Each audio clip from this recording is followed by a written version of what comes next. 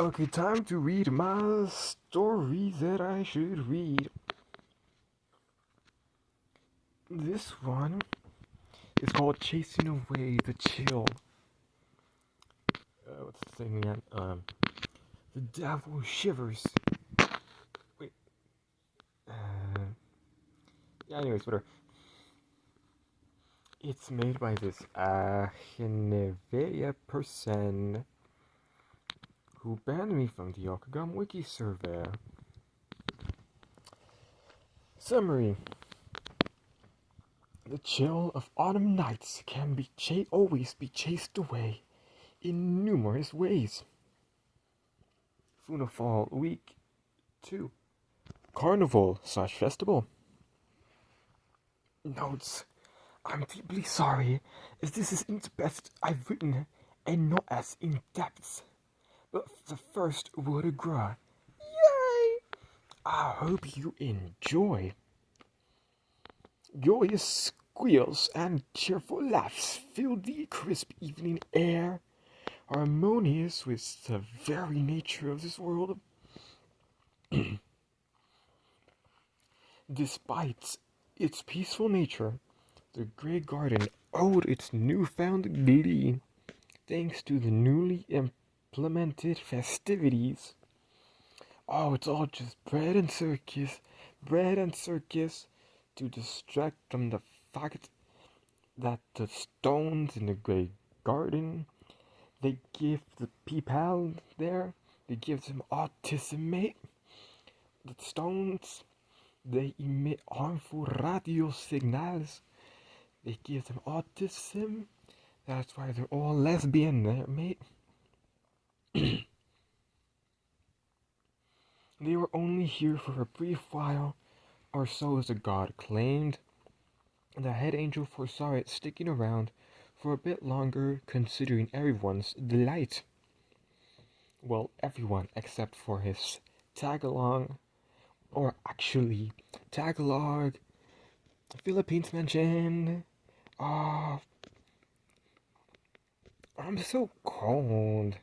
The angel beside him whined, with her arms wrapped around each other in a self-hug. Grora's teeth chattered, signifying that she was indeed chilled by my wonderful music skills, mate. What's the thing again? Listen to me on SoundCloud, mate. What was that again? However, Wodas could hardly offer sympathy. Shaking his head, he rolled his good eye. Nobody told you to dunk your entire head in the trough. I who gives a shit. Oh, so let me fucking Google this, mate.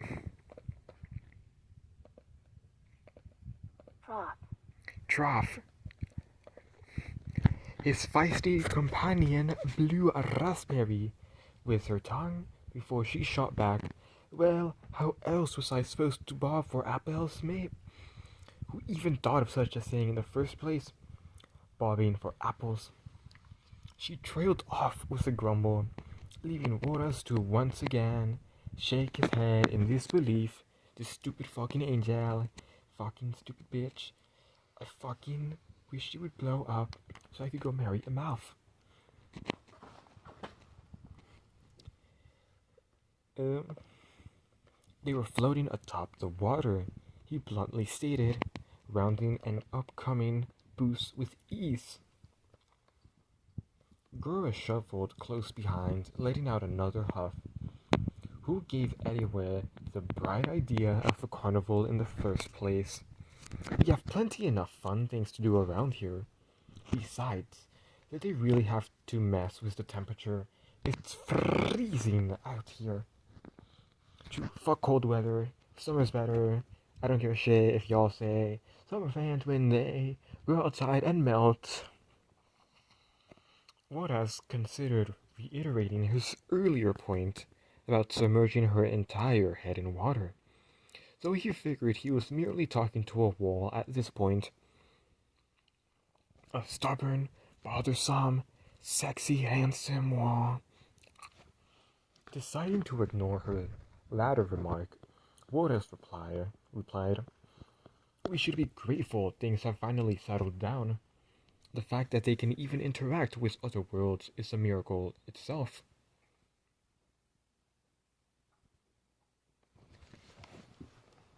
Yes. Gura mumbled tirade. Gura's mumbled tirade momentarily ceased in contemplation. It had been a few months since the invasion. Not all wounds had healed. However, time was a master at its craft, and instead of isolation, alliances had facilitated relations between other worlds. Alongside diplomacy came knowledge, and with it recreational activities. It's like Columbus, the Columbian Exchange, mate. Fuck was I? Seasons came and went, yet never had their humble world experienced something like a harvest festival. Only a handful of individuals, including the ruling devil, were skeptical of such things, yet God had taken it upon themselves to introduce something new and exciting into the mix. It was actually a wrench thrown into the engine. Yeah, and then everybody died. I know, right? So sad. It truly was divine grace that anyone could even smile and enjoy themselves, considering the harrowing reality of battles, both past and recent. Thinking about it in those terms, girls supposed it wasn't really such a bad thing to bring something new to the table. You know, she didn't want any of this because she's a hard-line conservative. She is like, I don't know. Still, could have done without the weather change. Reluctantly accepting this evening's fate would involve gross complaints over her own lack of consideration.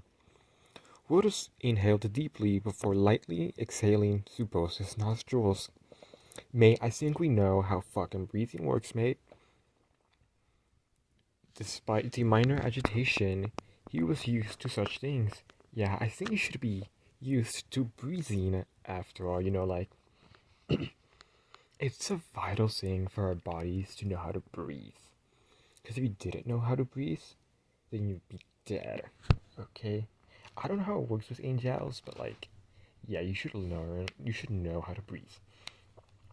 After all, the two were almost inseparable at this point. Survivors of a great calamity, comrades in arms, tacit do formed even minus the threat of bloodshed. He was keenly aware of their proximity, yet neither of them openly spoke on the subject. There was no reason to. It had been this way for decades. Because, time works differently in this Okigami universe,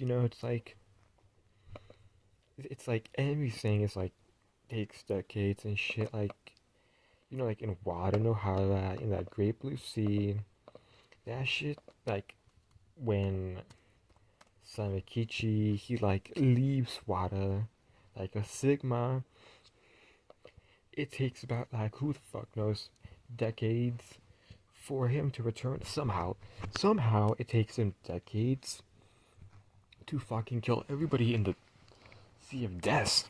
It's kind of stupid, don't you think? No, okay, I get it now. Samikichi is Antares. And, fuck, what's the Red Sea is Centaura. Yeah, and then you know what happens? I don't fucking know, mate. Anyways. What was that old adage? Something about familiarity breeding contempt. Well, you know who else is gonna be breeding? These two. Uh, if Vodas could tweak it, I think he should twerk it actually. He would substitute contempt for complacency, an attitude many of them had adopted over the past decades. For the most part, it had served them well. However, it was the same lackadaisical nature that gave rise to greed, the desire for something more, quotation marks, whatever that entailed. Perhaps that was what had instigated the Flame World's invasion in the first place. So the motive matters little at this point. Hold on a second, but I gotta fucking do something. Yeah, I love getting calls. Whatever. In many ways, Wodas understood the desire for change, for something more. God, I'm not even fucking halfway finished with this shit, and I'm already like 11 fucking minutes in. Cool autumn air wafted across Woda's face, bringing him back to the present. Grura let out a chattering burr, followed by a deeper one when a gaggle of girls zipped past them. Their familiar exclamations and admonishments, instilling nostalgia. Boy, just so nostalgic. Me, 2005 me, with my 2005 job, with my 2005 game, with my 2005 dog, and my 2005 TV. Boy, so nostalgic, mate. For Grura, it was yet another source of slicing wind. She shivered, her wet hair and coat on the verge of forming icicles, at least in her mind. Gosh, she's so fucking dramatic. God. If I was Wodas, I would definitely not punch her all the way to closest neutron star to Earth. I would punch Wodagrora all the way to RX J1856.5-3754, because that is the closest neutron star to Earth, 400 light years away in the constellation Corona Australis. Anyways, contemplating if she should simply call it a night and head back to the castle. A soft object draping around her neck caused her to freeze in place. Glancing down, she determined a gray scarf had been added to her wardrobe. Looking up, she realized it was the head angel himself that had bestowed it upon her. His expression remained placid and stoic, though his silly eyes inspected her, flicking trapped strands over the fabric. Anyways, Woda simply silently nodded before turning on his heel, continuing his wayward wandering. Oh, let's drink water, mates. Okay, anyways. After strolling a few feet in front of the stationary angel, he commented, "It pays to come prepared for the weather." Both her hair and skin bristled at the remark, and Grura quickly propelled herself forward. Despite the goosebumps on her flesh, warmth quickly crept across her neck and face. "Smartass," she retorted, all the while keeping step with him. You know, she's very lucky that he didn't just immediately start I don't know, man. I don't know if I can say that. Let's just say stealing her identity because she doesn't use NordVPN. After that, silence settled between them as they meandered through the various stalls and attractions filling the garden. So grassy corridors lilting exclamations of acquired prices and delicious treats pierced the newfound quietness. Scanning the nearby concession stands, Wodas observed the typical commodities one would expect at this sort of event. Though he had to admit it was still fairly foreign to him. Popcorn, candied apples, hot cider. Perfect. Sliding to a halt in front of the closest one, Wodas signaled the employees manning it for his designated picks. I remember this part actually because I've read this fic before, and it's actually an angel and demon. They're like running the stand together. Hashtag race mixing, guys. Funa is doing DEI before I existed. Before the DE of I existed, mate. Totally. Gura wordlessly sidled beside him. What kind of word is that? Glancing back and forth between Wodas and the car was a quizzical brow. Quizzical, more like testicle. Oh, Miguel, you're so funny, Miguel. You're so funny, Miguel. Marry me, Miguel, because you're so funny, mate. It wasn't that she hadn't seen the head angel indulge in sweets. Considering his older brother, quotation marks, not in the text, just my own quotation marks, is like, we don't have the lore at all, because, Funa, she's just kind of fucking lazy, mate. She doesn't say anything, she says, it's all spoilers. It wasn't exactly a surprise for him to enjoy such things, though seeing him order something other than ochazuke was certainly an oddity. Nevertheless, she kept her comments to herself. Yeah, if you don't have anything nice to say, then don't say it at all. Merely watching as the stalls cast shadows across his face, she quickly averted her gaze. His eyes drifted towards her. What? She quickly.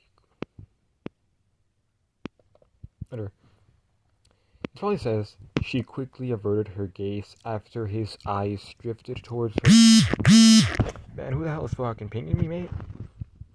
She hoped he hadn't misconstrued her curiosity. That's all it was. Anyway, ... The end. Nah, just kidding. Would have stinked the angel and demon duo running the stand as he was handed a white styrofoam. I can't fucking believe it, mate. Styrofoam is like Hitler. Styrofoam says, I love Hitler. Because styrofoam is actually banned in my jurisdiction because of pollution. And he's just using it in the Grey Garden. Yeah, that's why it's great, because it's all polluted and stuff, Come to me for more facts. What the fuck is the word? Oh yeah. As he was handed a white styrofoam cup and caramel apple on a stick, disposed items in hand, Wodas cast a cursory glance at Gura before turning on his heel once more. His unbidden companion blinked incredulously before following his unknown trek. After a few paces away, Wodas yet again spun to face her, this time offering her the unidentifiable beverage. Drink up. No! Actually, yes! Wodas, he's gonna spike a Lalacrosse. Drink! Sigma. Totally, mate. Gura blew her lips together in disbelief. Wow, so demanding, head angel. You expect me to drink that without even knowing what it is? How do I know you didn't poison it? She smirked, cocking her eyebrow, and then Woda scoffed her. Anyways, Woda scoffed. You saw for yourself that I ordered it, so I assure you it's safe.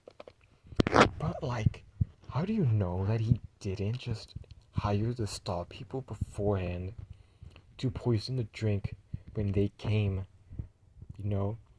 It's like that one restaurant in Mexico where like this guy got assassinated because the cartel people they had bought out the restaurant and they placed all cartel members in the rest. They just disguised the cartel members as like regular people and replaced everybody in the restaurant with cartel members, so that then when the guy walked into the restaurant, they would all kill him immediately, by shooting him and everything.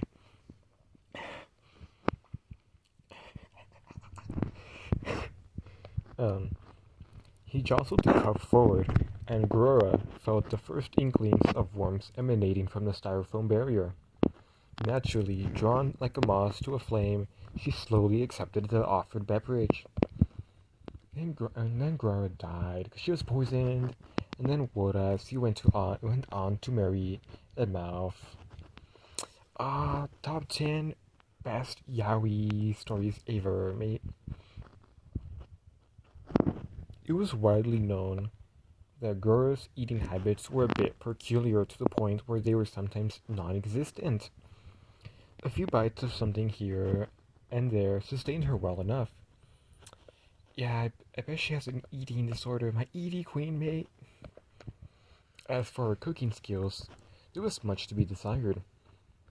If Gordon Ramsay went to the Grey Garden, he would do an Iblis and hashtag kill everybody. I know that for a fact because I am a Gordon Ramsay, actually. Needless to say, Grora was indifferent to the unknown drink before her. All the same, the radiating warmth in her hands more than made up for her hesitation. Practically cradling the cup to her chest, she let out a satisfied hot sigh, eyelids shuddering in bliss. Wodas remained quiet for a brief moment before probing. You're supposed to drink it. It will warm you up faster, unless you want to stay cold. Grora pursed her lips. He was right, but having him poke at her only made her want to refuse his offer. So she threw the scalding drink at his face, and he died. On the spot. And then Grora ran away to the wonderful place called Earth and married me. Yeah, that's right. Grora is my wife. However, the longer she held the beverage, the more tantalizing it became. The scent of heated apples filled her nostrils, and Grora surrendered her stubbornness, gradually raising the rim to her lips, and she died from the poison. After a few deft blows, more like deft times, across the surface, she placed her lips on the rim and sipped. Death followed immediately. The flavor first hit her, followed by the tingling warmth. It was harder than she would have liked, and she melted to death, partially burning her tongue. And now she could no longer speak. Regardless, she pressed on as the soothing stream penetrated the chill. Guys, I don't know, man. That seems kind of sus. That's what's gonna happen after this. After the ball is over, after the ring is on, after the ring is on, after the ring is on. Anyways, she liked apples. Actually live in the apple capital of the world. Actually, I know my apples, and I can tell you with 105% certainty that they're all fake. It's only one kind of apple. There's no more apples, and there's only one apple. There's no other apple. Honey Crisp, fake. Cosmic Crisp, fake. Granny Smith, fake. They're all fake, mate. It's only one kind of apple. Anyways, for a while, Grora was content to remain. She liked apples, though this was sweeter than she was accustomed to. Still, the longer she nursed the hot gift, the more her trembling eased. For a while, Grora was content to remain like this.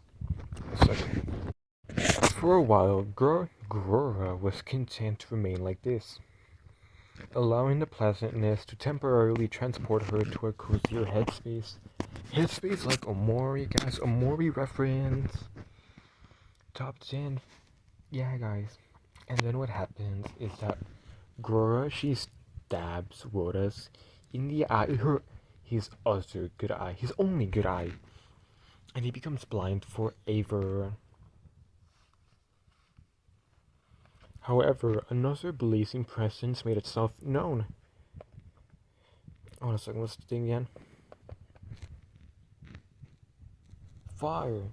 No, extinguish the fire. What's the fucking dead ahead thing? Hold on a second. Dead ahead. Extinguish the fire.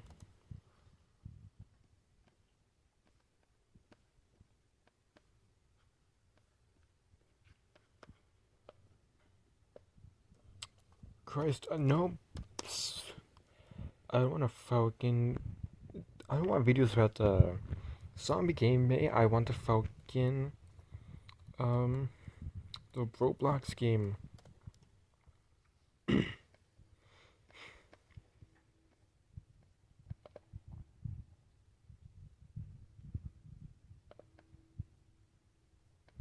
No, son, I don't want the Falcon thing. I don't want the cutscenes.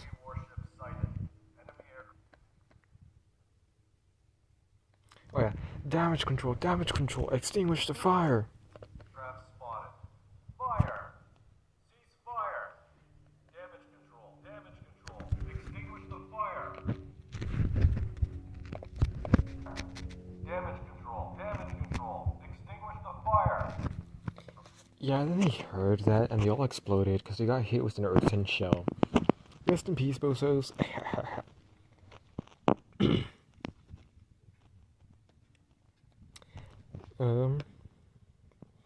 Grora's steely depths peered over the brim at the diligent stony ones observing her.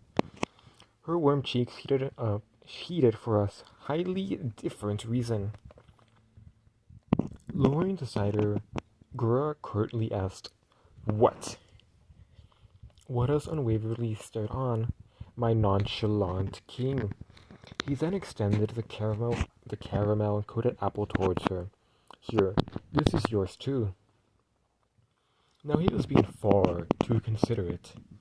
It wasn't that he wanted pussy. It wasn't that Wodas.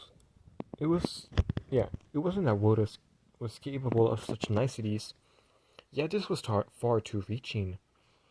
Even the atmosphere was different.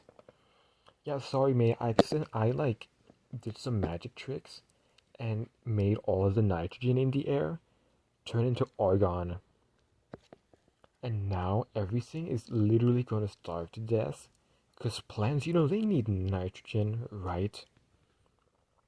But then there's gonna be no more nitrogen. Well, in the atmosphere, I don't know. Oh yeah, true. I don't think it would affect it that much if all the nitrogen in the air disappeared, because there would still be, because plants, they don't get it from the atmosphere, they get it from the ground. Anyways,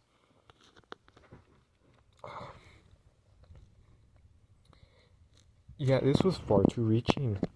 Oh yeah, though she Yeah, even the atmosphere was different. Though she chalked that one up to divine intervention.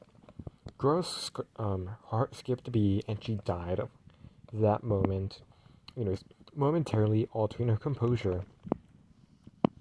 Gathering both her thoughts and breath, breath, Christ. She shook her head. Nah, I'm good, thanks. Straight to the point. That would surely get the message across. Besides, she had hardly cared about food to begin with. He of all people should know that by now. Unfazed, the head angel stoically retained his outstretched hand. He remained silent before prodding it close to her face. Go on, it's not poisoned either. But actually, I can detect that it is poisoned with a horrible substance known as sugar. Everybody who has ever eaten sugar died. Yeah, true fact, by the way. It's in every autopsy. Search it up, mate. Truth be told, he could eat it himself, but he knew about the dangers of sugar in it. Though seeing Grora's bullheaded attitude forged a new desire. I don't know, there's no voice I can say that, that's different. Besides, she needed to eat something other than apples and strange concoctions. This was a safe bet to start with. Isn't this literally also an apple? Was now exactly a good time to break such habits? No, she's autistic. She will never eat anything else. Not really. Yet it was as good as an opening as any. It was an opening as good as any. Grora's right eye narrowed as she stared at the sugary snack, then back at Woda's. Her eyebrow twitched. That's a sign of and then she got that's a sign of a stroke, and then she died. Yeah. Nah, I'm good. Her hands tightened around the cup.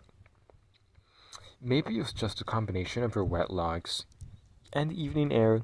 Yet electricity was palpable. Yet Wodas was about to turn Super Saiyan because Grora did not want his gift. Anyways, he was clearly plotting something. She just couldn't figure out what. Wodas edged the offered tree forward even more. Before Grora even had a chance to retreat, the caramel attached to her skin. Yeah. This is actually highly problematic. This is akin to rape. Trust me, guys. I did this before. Her eye widened at the sudden contact. The sticky texture surreal against her warm skin, totally not alluding to something else, or what's the word? No, alluding definition. Yeah, I'm only typing that with one hand.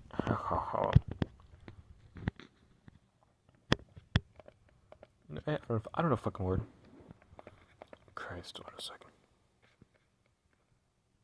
Yeah, it's alluding, I'm pretty sure. Wodas paused for a moment, gouging her reaction. When she didn't readily produce one, he retracted the snack. An audible plop sounded as it left her cheek. Its sticky trail leaving a visible blemish on her face. Well, just replace caramel apple with a penis.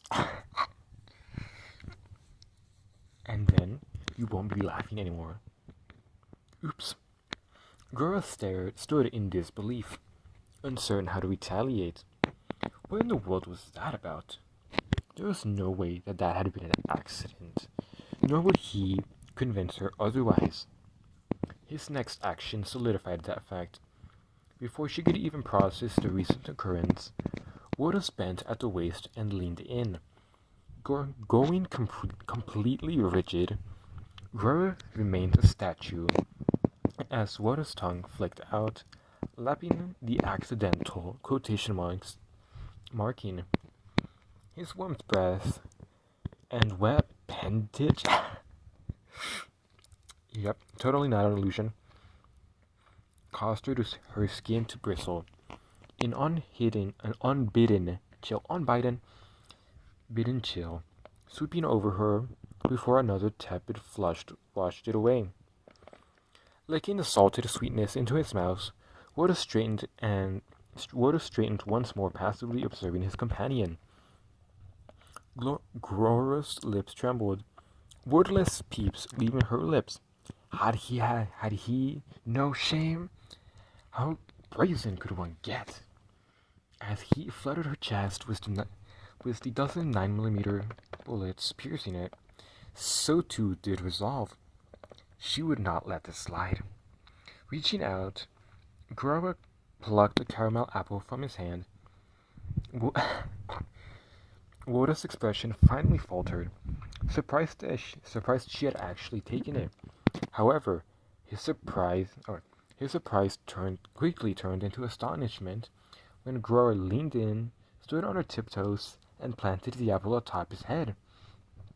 Now he was the one to stand stock still, unblinking at the smirking woman below him. Oops, she parroted.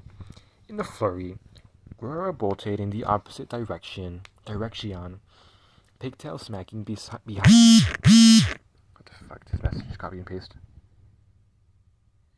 Man, who gives a shit about the fucking message? Christ, mate, I'm fucking reading a fake, mate.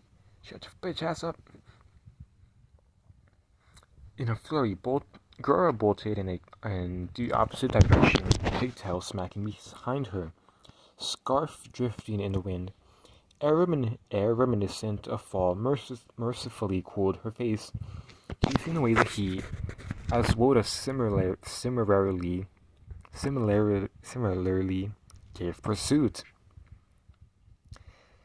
Yeah, and then Woda, he shot her about 751 times. Trust me, I know that because I am Woda's, and I also am the arms manufacturer that made the weapon for him. Yeah. A second. Also, I gotta look at the Falcon height difference.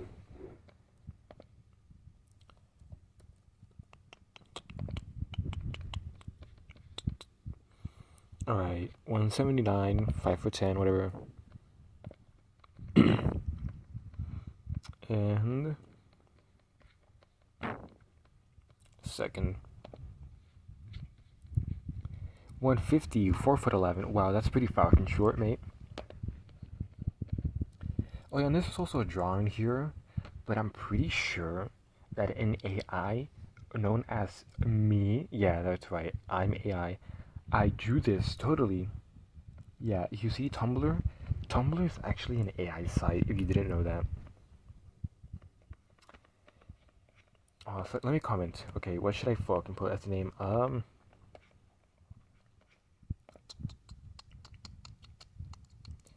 on a second. Yeah. Second. AdaxialT. Second, Adaxial. What's the opposite of that?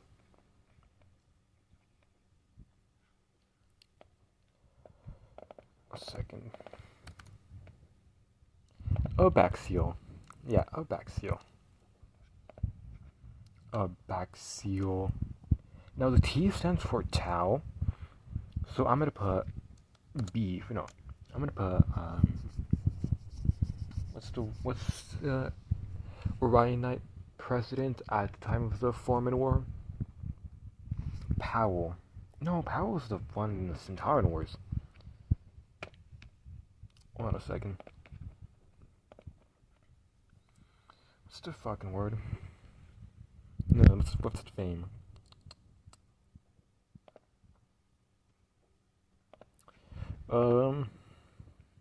Son, what do you mean there's literally no fucking pinned messages here? Son, folk.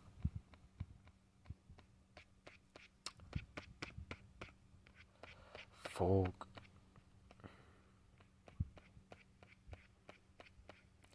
Folk. But I gotta fucking know, mate. What's his name? What's my name? Say my name, say my name. Actually, I don't know, that's what my fucking teacher would always say. Sometimes. It's not Powell, it's not Brixton, it's something else. Oh my god! Son! Oh my god, don't fucking tell me. It is Powell. It is Powell, actually. Wallace was the Centauran one. Fuck! Who gives a shit? AdaxialT. Guest email, the same one as always, obamar@gmail.com. And then Boras got up to Wodagrora and launched her to what's that closest neutron star to Earth? Yeah, RxJ to the neutron star.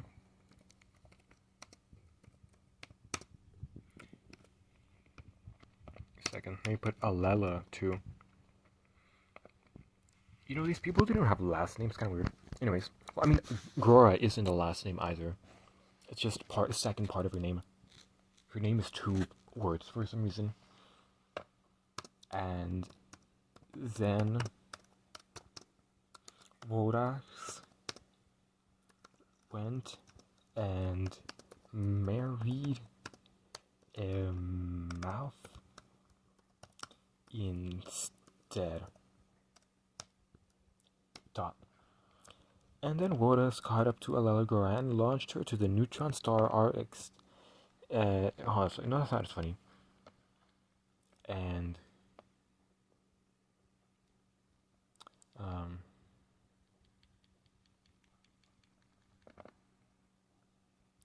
anyways, launched her to the neutron star RxJ1856.5-3754.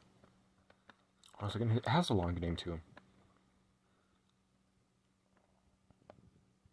Nope. It's actually a longer name. Anyways, and then Wodax went and married a mouth instead. Comment.